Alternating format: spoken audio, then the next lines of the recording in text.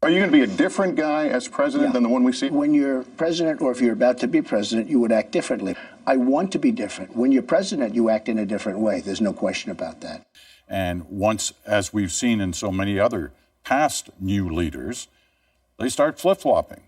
Are you concerned that that'll happen on issues like the one that concerns you so much, immigration? No, I'm not at all. I was worried about him backing away from his opening speech when he lost, $100 million the first week. That's why it took me about 48 hours to say that he would be the next president after that opening, what I call the Mexican rapist speech, because we've been betrayed so many times before. But no, the way to be popular, the way to get ahead is not to take Donald Trump's stands on these issues. He has absolutely been rock solid. And no, I think what he's saying is sort of a commonplace. I mean, you speak differently when you're talking to your wife versus your employer versus your children versus your mother. Yeah, there's a different bearing you have. He probably won't be tweeting out funny things as president of the United States anymore, but we're getting a wall. He's renegotiating trade deals, and we're going to start deportations. All right. Well, let me ask you a series of quick yes or no's on things like you've just mentioned. Wall, that's going to happen? Yes? Absolutely. Deport millions. Is he going to deport millions? Yes. I never understood this idea that, is there a time limit to it? I mean, we don't need a deportation force. They don't have to be gone in the first week, but he's explained very clearly. Just let ICE, that's our immigration enforcement outfit, just let them do their job. They're being prevented from doing their job now. What are they? I mean, there have been more people deported under Obama than anyone else in the past, no? No, that's a myth. They changed the definition of deportation to include people turned away at the border. No, it has gone down dramatically under Obama, and President Bush wasn't exactly, a warrior against illegal immigration. He tried to pass amnesty. Both political parties have completely let the nation down on defending the borders and protecting Americans, just allowing immigration to do its job. All right, what about eventually we'll get to millions. What about Muslims? He's been kind of all over the map on that one. What has to happen on Muslims entering the country? Anything? Well, there are lots of people who do not live in the United States. Billions, I believe. None of them have a constitutional right to move to America. It is the president's authority to determine, and can have broad categories. If we want to, we can say only redheads. We can say no redheads. The idea is, let's take people who are good for this country. Not only, people who are smart and educated and not likely to go on welfare, but people who aren't likely to commit terrorist acts against us. I mean, so it seems quite common sense. You don't think he should rule out all Muslims altogether? No, I mean, no one, I think, seriously understood him to mean that, even when he said he was calling for a ban on Muslims. As my friend Peter Thiel said, but as my friend Peter Thiel said, the media refuse to take Trump seriously, but they insist on taking him literally, whereas everyone else listening to him, like me, take him seriously, but not literally. Look, this is a figure, I never thought it meant every single Muslim. Well, he's going to be president now. Okay, this is the basic policy. Right, he's going to be this president now. This is the policy, there will be exceptions. Yeah, but we as got president, the point we'll have of to it by take him saying literally, that. right? We're running out of time. No. This is pretending not to understand the English language in order to attack someone. It's been done to me my whole life. It's very annoying. It was never intended that way. Yes, there will be a general policy against Muslims, and yet there will be exceptions. Well, I've been thinking about what to say about the election now for a couple of weeks. The election was, the 7th, the 9th, 8th, something like that. Today is the 23rd. And so it's been a couple of weeks now, and I've been really kind of thinking about what to say. And I really think that this is a tough video to put together because there's a lot of things that are kind of obvious, a lot of things that I think people have personal feelings about, they've recognized in their own personal observations, and there's a lot of historical things going on here at the same time.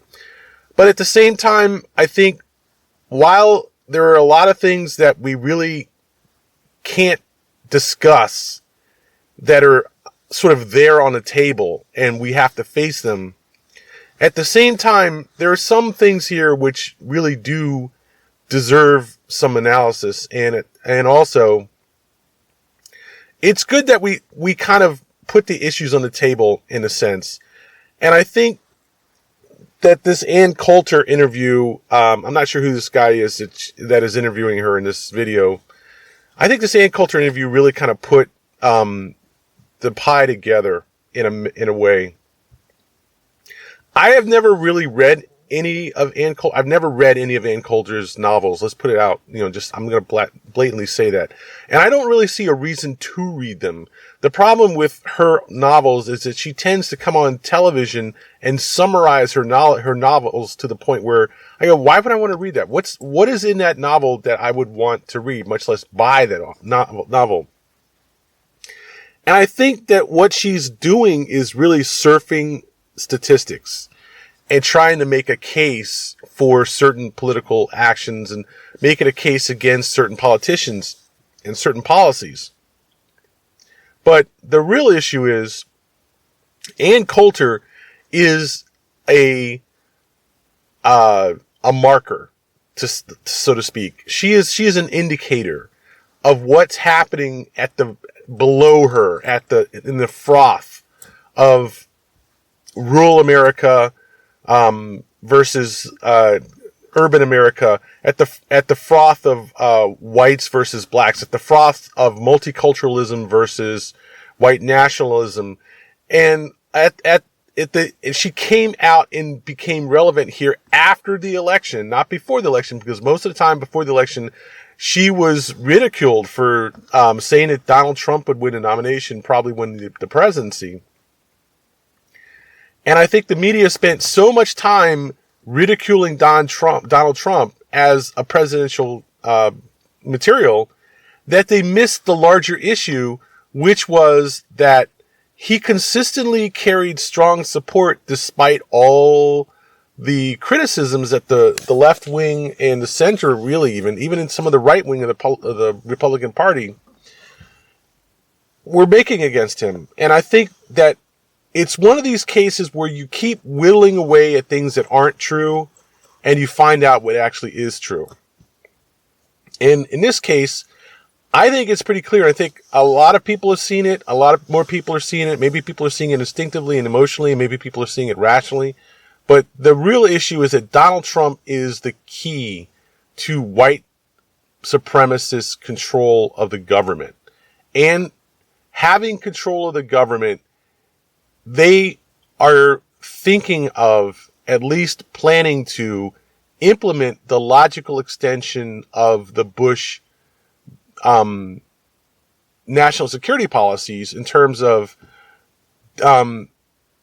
rounding up and incarcerating national security risks on places like Guantanamo, shipping them off, the rendition policy, the policy of shoot first, ask questions later, the policy of invading Iraq and taking the oil to fund the war, all these policies that have happened since 9/11 as a reaction to the terrorist issues related to 9/11 and Islamic fundamentalist terrorism.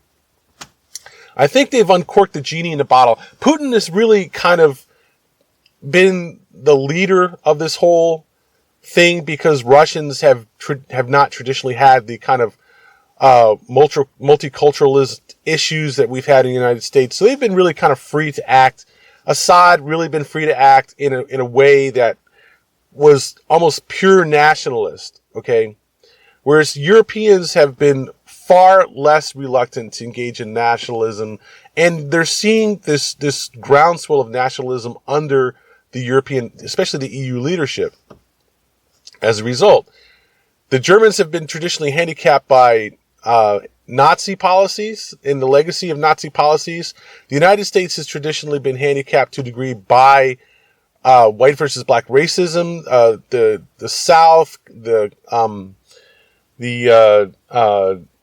revolution, the Civil War, the exploitation of Indians that's historical in this country, the exploitation of blacks that's historical, and the Confederate legacy, the people in this country who are proud of that heritage, of being Confederates, and long-standing bigotry and racism in this country by whites against blacks, and to a certain degree by blacks against blacks because of other issues that blacks have, which have fueled, in a sense, this spiral, this I would call it a death spiral of bigotry in this country, against which Obama has spent 8 long and hard years, and a lot of liberals have spent a lot of time saying we shouldn't talk about blacks versus whites. We shouldn't talk about race.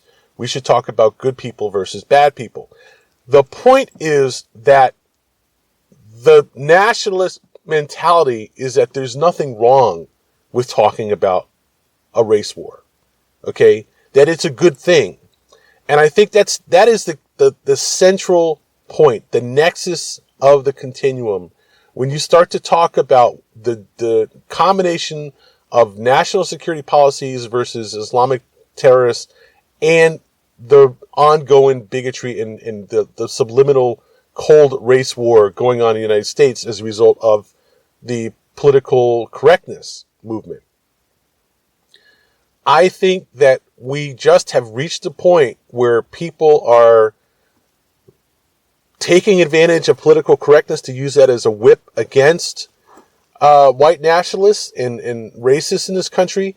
And they've simply said, enough. We're tired of apologizing for the fact that we don't like blacks. We're tired of apologizing for the fact that we think blacks are a problem, or Mexicans are a problem, or illegal immigration is a problem, or everything but white people are a problem, and we need to get these people under control and basically get them out of the country. I think we've simply reached the point where it became politically correct to be a bigot. Okay? And we've seen this groundswell over time, over the years, where liberals were carrying these urban areas and the Republicans were carrying the rural areas and the Democrats and liberals were carrying the urban areas. And I think that policy was just ridden a little bit too hard and put away too wet. For too long, liberals have assumed that they could carry elections, especially the presidential election, on the strength of the correctness of their opinions. That political correctness was correctness. That was just ridden too hard. And I think that while blacks have always been aware of the distinction between white liberals and white conservatives, they also are certainly aware of the same thing that white liberals were doing in terms of pigeonholing blacks. They just pigeonhole blacks in different ways than white conservatives. And they fought against being pigeonholed by white liberals as much as they fought about being pigeonholed by white conservatives. But the problem is that when blacks fight against whites, it looks like they're fighting against white people, not white liberalism or white conservatism. And it really is more fuel for the fire for people who are anti-black, anti-minority, anti-immigrant, that they're fighting it all. Because ultimately, what you have to understand about the bigot mentality is that white people are right, white people are the ones who should be in charge, and everybody should do what white people think should be done. Right, so all the expressions of multiculturalism look like a repudiation and a rejection of white society by these same multiculturalists who still want their piece of the American pie, but they don't want to be American. And the problem is that they reject the notion that Americanism can be determined by a multicultural blend. So I think the fundamental problem that liberals, both black and whites, have made is to think that they can convince people in Colorado or Wyoming or whatever, these rural whites, they've made a fundamental mistake in thinking they could either convince them that multiculturalism was a good thing, or force them to accept it through political power. Political power comes and goes, okay? And the fact of the matter is, the more you try to shove your views down somebody else's throat, the more angry they're going to get about it. They're not going to get less angry and just accept it. They're going to get more angry and fight about it more. It doesn't matter if you're right. It doesn't matter if you're wrong. No one likes to have an opinion shoved down their throat. No one likes to be punished for being who they are. Okay?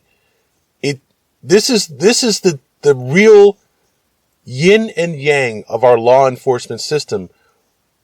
People are always accused of having a criminal mentality, and they never get credit for not having it. Because once they have been pigeonholed as criminals, it doesn't matter what they do. It doesn't matter who they address. It doesn't matter who they help in life. There are always going to be people who say, oh, they're a criminal. You can't trust them. They shouldn't be, we need to get rid of those people. Those people like him are the problem or whatever, okay? There's just going to be a part of society which refuses to accept that this person is not a criminal, no matter what they do. This is the same thing that blacks labor under in this country. No matter what they accomplish in this country, that's a supposed plus for whites if they did it.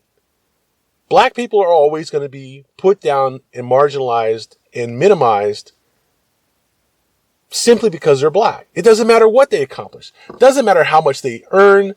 People are going to say, oh, you didn't earn that. You didn't really deserve that, or you shouldn't have been paid that, or whatever. It doesn't matter what they do in terms of church work or social work. Oh, you're just doing that because you're trying to con people, or you're just doing that because you're trying to get people to. All right. Anyway, so the point is that whatever black people accomplish in this country, it's always undermined by white people who just literally can't stand the fact that a black person has done it. And of course, whatever problems blacks create, real or imagined, okay, the first thing we say, oh, they're no fucking niggers. That's what niggers fucking do, blah, blah, blah. And you just have a situation here where blacks in this country are the boogeyman. They're going to be seen and claimed and made to be the problem for anything and everything white people can think of. And on top of that, white people just don't basically want anything to do with blacks. I mean, that's just a stone cold reality. There are a lot of white people in this country who will make it the occasional exception and will deal with blacks, on a friendly basis or professional basis or something, as long as it doesn't get too close and too personal and too intimate. And there are some whites who literally at the sight of a black person will blanch and shy away and look, down their nose and all this kind of stuff, and literally want absolutely nothing to do with blacks. The problem here in this country that we have is we have legitimatized treating blacks as a national security risk because they're Muslims, while at the same time, a Muslim could be anybody. Any black could be a Muslim, any white could be a Muslim, you never know. And it's impossible to really differentiate between Muslims and non-Muslims unless they're either wearing Muslim garb, wearing this beard or whatever, or a hijab, or they're Middle Eastern looking, which could easily include a lot of blacks. And there are some blacks, there are literally blacks who are Muslim, who have decided to repudiate Christianity because it's so closely associated with the white supremacy movement, and also the concept of good and evil and justice and all this kind of stuff, eye for an eye, whatever. And it's literally been hijacked by militant whites, in a sense, as a religion. They practice the absolute opposite of Christianity. They have no concept of forgiveness. They have no concept of being the last person to throw a stone. Last person, they have no concept of true charity, nothing. And just look at the punishment, for evil, and the banishment for not believing in Christ and not, reciting the scripture every night before dinner. and have just seen how hollow Christianity is when practiced by white society as a whole. And also the fact that even when they do act like Christians, they still don't act like Christians to blacks. So the whole concept of Christianity has been sort of rotten, for blacks in this country. And in the end, they have turned to Islam as a solution. But when white people truly understood what Islam was all about, they started to see these things like, kill the infidels, do not rest until you've destroyed all non-believers of Allah, these kind of things, which is what I think they've discovered when they took a close look at Middle Eastern society, and is what ISIS is all about, frankly. And I think the dots have been connected, let's put it that way, between the national security interests and concerns of Islamic fundamentalism and its effect on Americans, on Westerners as a whole, and white supremacy. Okay? And I think there's a simple logical chain that's being reinforced by judicial decisions over the past 10 years, 15 years certainly, that have enabled our government to act in its best decision as it sees fit to protect national security interests.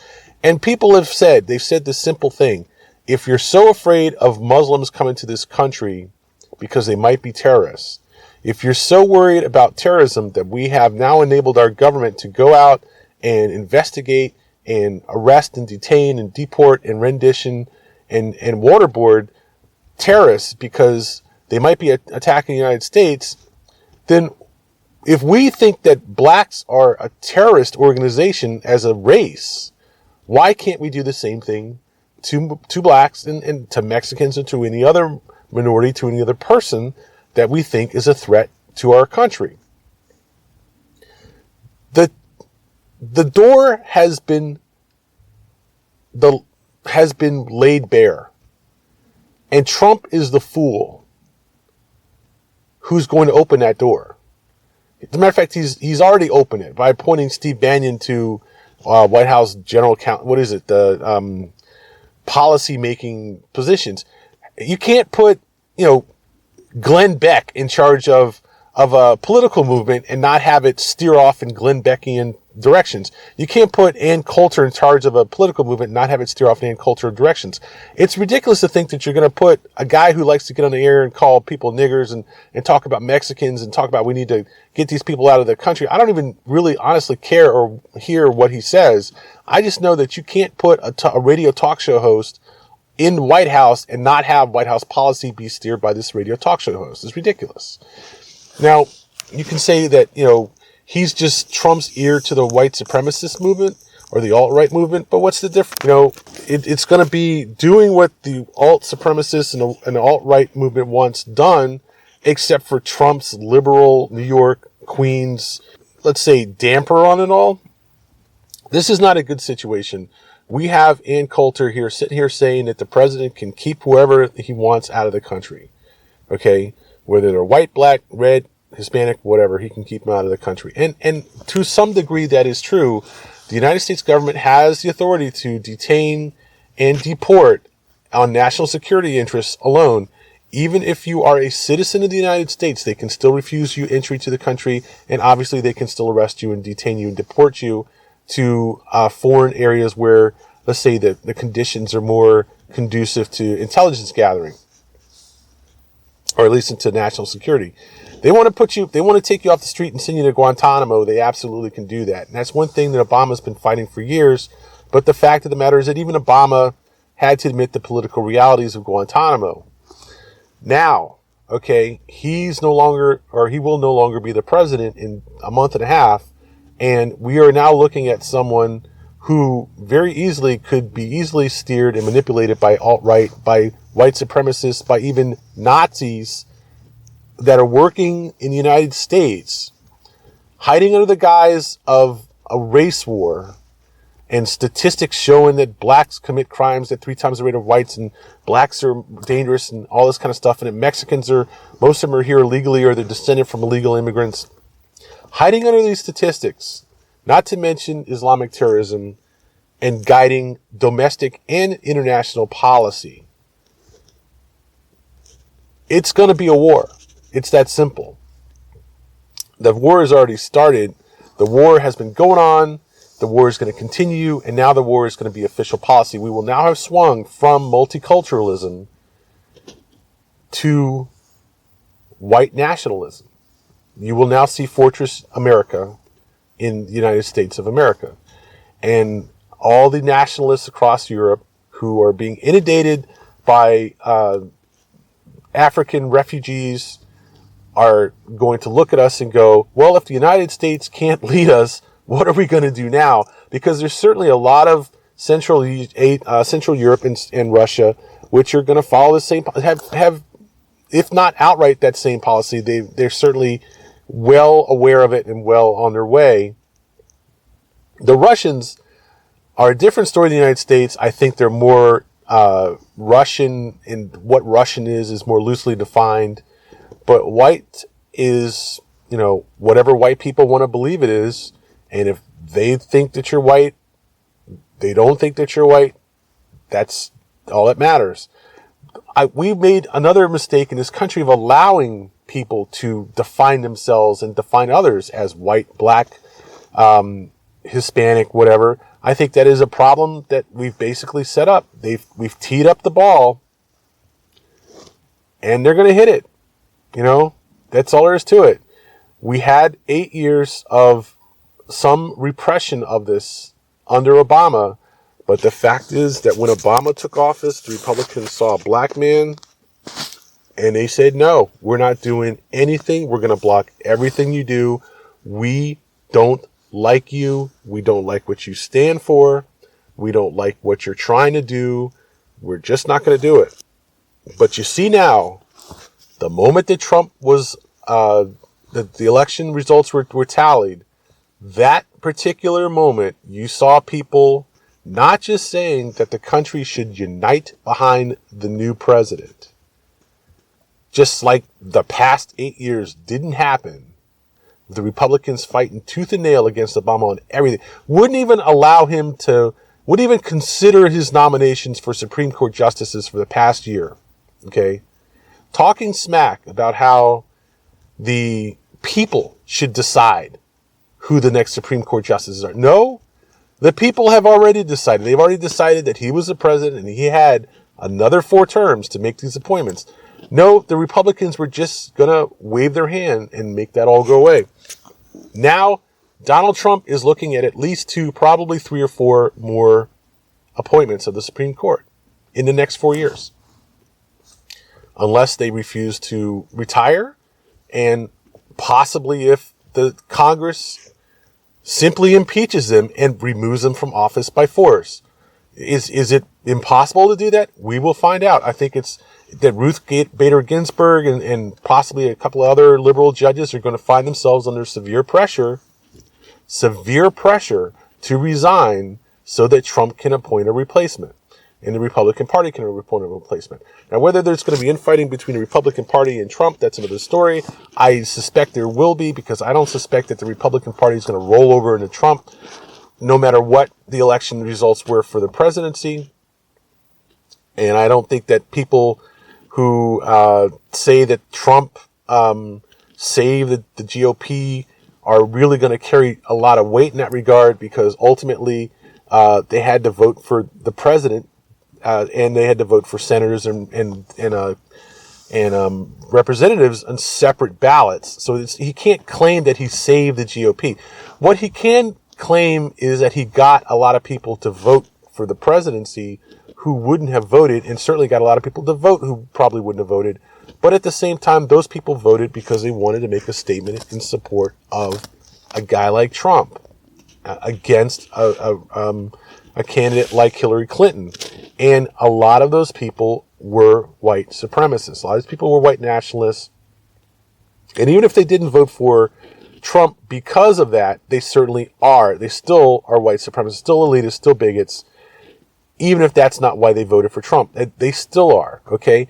And we are going to have to deal with this. I think this country is now at a point where people are trying to figure out exactly how they're going to deal with this.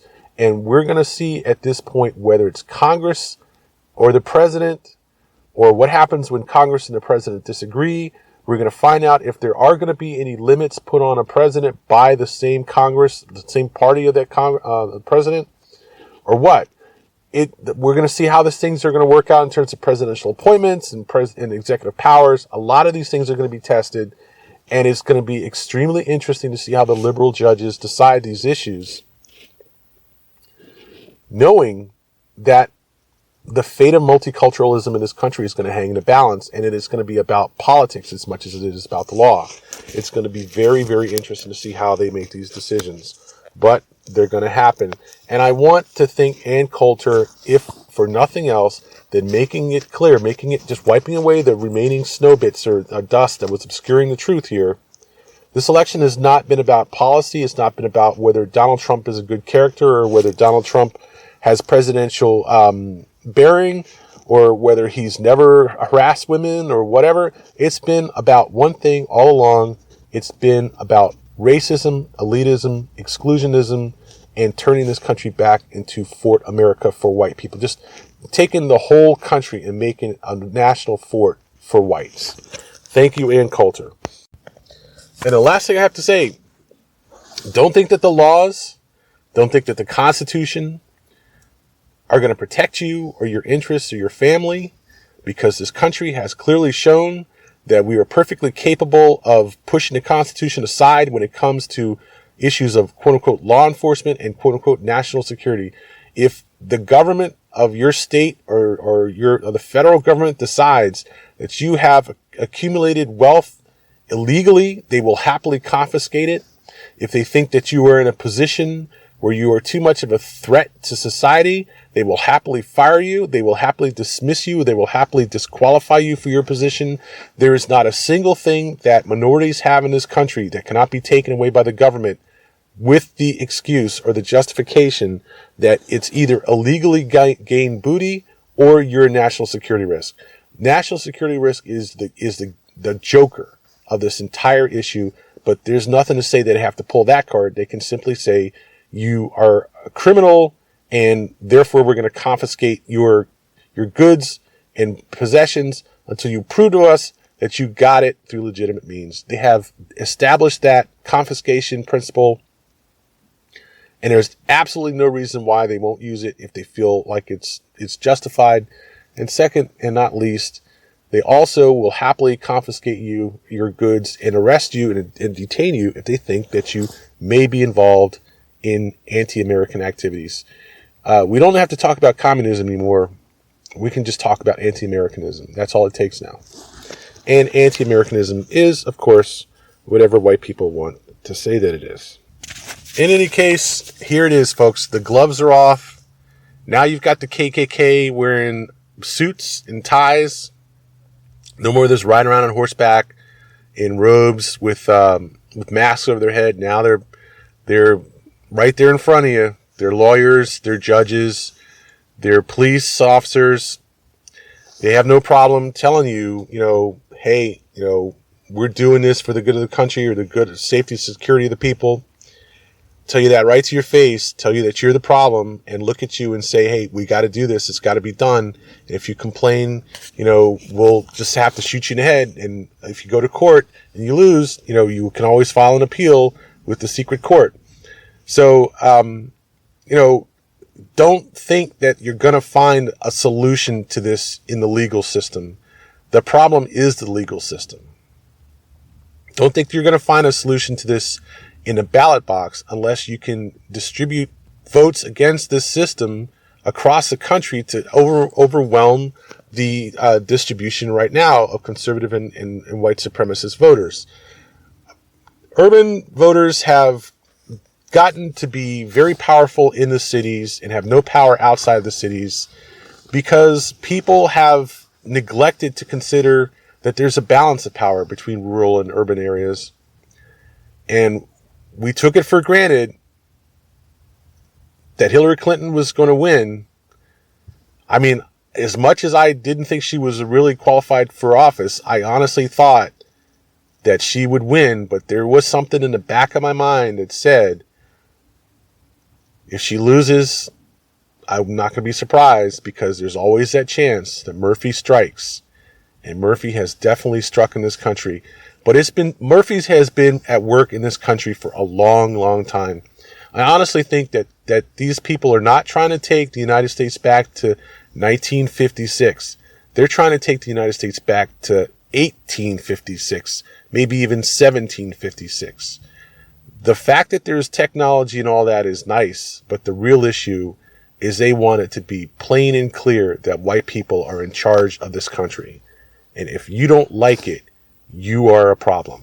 Actually, that's not quite right, because I think that would just make them Europeans. I would think that the issue is that white people are in charge of this country who are bigots and racists and don't like blacks, don't like minorities, don't want anything to do with them, don't want them anywhere around, resent any and all successes they've had because they think that those successes have come at the expense of other whites. And if you don't like that, then you are a problem.